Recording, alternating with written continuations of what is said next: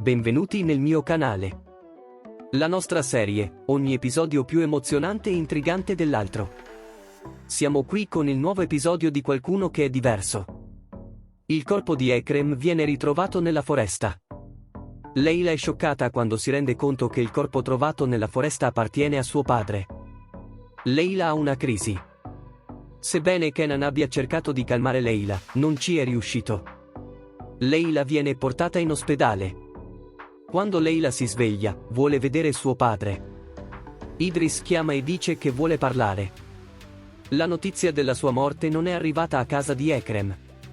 Ma la calma di Saende è davvero sorprendente. Idris dice che Doan ha ucciso il padre di Leila.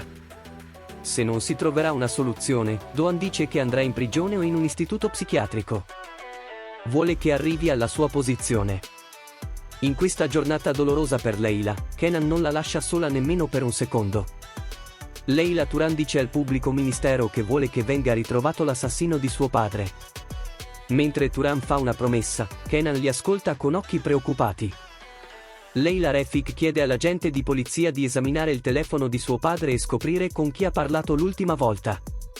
Tahir va da Leila e riceve la notizia della morte di suo padre. Asha e Ende ricevono dal telegiornale la notizia della morte del marito. Leila e Tahir tornano a casa. Tahir viene a sapere che sulla scena è stato trovato un giocattolo. Il giocattolaio uccideva molestatori e stupratori. Tahir chiede se anche suo padre è un violentatore. Leila dice di avere una collaborazione con Hamdi Atilbey e che questo è successo in passato. Tahir e Leila discutono molto violentemente. Leila si chiede se suo padre sia coinvolto in questo incidente all'orfanotrofio. Kenan cerca di confortare Leila. Mentre Elif viene portata ai servizi sociali, scende dall'auto e scappa dopo che un amico le ha chiesto aiuto. Viene presto tradito dal suo amico e catturato dagli uomini di Nejdet. Vogliono sapere cosa ha detto al pubblico ministero. Turan e sua moglie si trovano in una situazione molto difficile. È molto doloroso mentire dritto negli occhi di Leila. Doan va a Idris e giura di non aver ucciso Ekrem. Idris ti chiede perché non l'hai ucciso? Perché dovrei crederti? Doan dice di non aver ucciso a causa di Leila. Idris spiega che la sua famiglia si trova in una situazione molto difficile. Turan, Idris e sua madre decidono di catturare Doan e rinchiuderlo da qualche parte. Mettono fuori combattimento Doan con l'anestesia. Mentre stanno cercando di legare mani e piedi a Doan, lui si sveglia.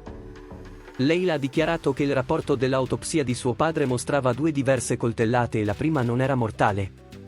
Si rendono conto che il secondo coltello deve averlo ucciso. Scoprono che Ekrem è andato l'ultima volta dall'orologiaio. Leila va dall'orologiaio. Nekati viene a visitare Saende. Nekati dice di aver fatto uccidere Ekrem. Ma Saende ha detto dove si trova Ekrem. Ekrem è stato ferito da Doan. Poi si allontana da dove si trova e si dirige verso la foresta. Chiede aiuto a Saende. Saende informa Nekati. Ekrem gli dice di lasciare in pace la sua famiglia, altrimenti racconterà tutto a Leila. Nekati uccide Ekrem e lascia un orsacchiotto accanto a lui. Leila incontra l'orologiaio. Ma l'orologiaio è in pericolo. Mostra la foto di suo padre e chiede perché è venuto. L'orologiaio dice che è venuto a fare acquisti e non ha notato nulla di strano.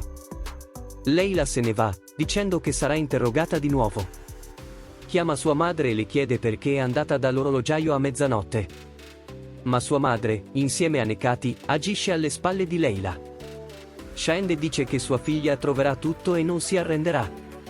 Nekati dice a Leila di rinunciare a questo caso, altrimenti soffriranno di più. Nevin e Turan sono preoccupati di perdere Doan. Doan ora diventa nemico della sua famiglia. Doan neutralizza l'uomo accanto all'orologiaio. Dice all'orologiaio che la sua vita è in pericolo e di scappare immediatamente. Doan prende l'uomo prigioniero e lo interroga. Era l'uomo di Sein, Ekrem è stato ucciso dagli uomini di Sein. Nevin chiama Doan e gli dice di fermarsi perché Leila lo troverà. Ma Doan sa benissimo che sua madre è preoccupata per Kenan e lui si arrabbia molto. Doan prepara un video per Kenan. Io sono te, tu sei me, siamo entrambi nello stesso corpo. Ma siamo due persone diverse nello stesso corpo. La tua famiglia te lo ha nascosto. Dice che non sei loro figlio. Leila insegue l'auto che ha rapito Elif. Leila trova l'auto in cui è stata rapita Elif. Refik chiama l'agente di polizia e lo informa. Ma entra nell'edificio senza aspettare la polizia. Sente delle urla femminili provenire dall'interno e si muove nella direzione del suono. Punta la pistola contro l'uomo che ha torturato Elif e chiede di Elif. Leila trova Elif e la salva. Doan e Turan salgono nell'auto del pubblico ministero e dicono ancora una volta al padre che non sono loro l'assassino. Dogan dice a Turan: lasciami in pace, altrimenti Kenan vedrà questo video. Turan è molto impotente. Nekati scopre che Leila ha rapito Elif e ordina loro di spaventare Leila. Doan legge il messaggio inviato al telefono del suo prigioniero. Il messaggio indica una spedizione. Leila viene rapita da uomini armati. Turan mostra a Nevin il video che Doan ha preparato per Kenan.r e dice che la natura li minaccia. Turan dice che tutto è finito e non possono più fermare Doan. Turan denuncerà Doan per impedirgli di commettere altri crimini. Doan arriva al luogo di spedizione. Doan si rende conto che Leila è la spedizione menzionata. Riuscirà Doan a salvare Leila? Riuscirà a dimostrare la sua innocenza? Puoi supportarmi esprimendo i tuoi pensieri su questo argomento nei commenti. Non dimenticare di mettere mi piace al mio video e di attivare il pulsante di notifica. Arrivederci.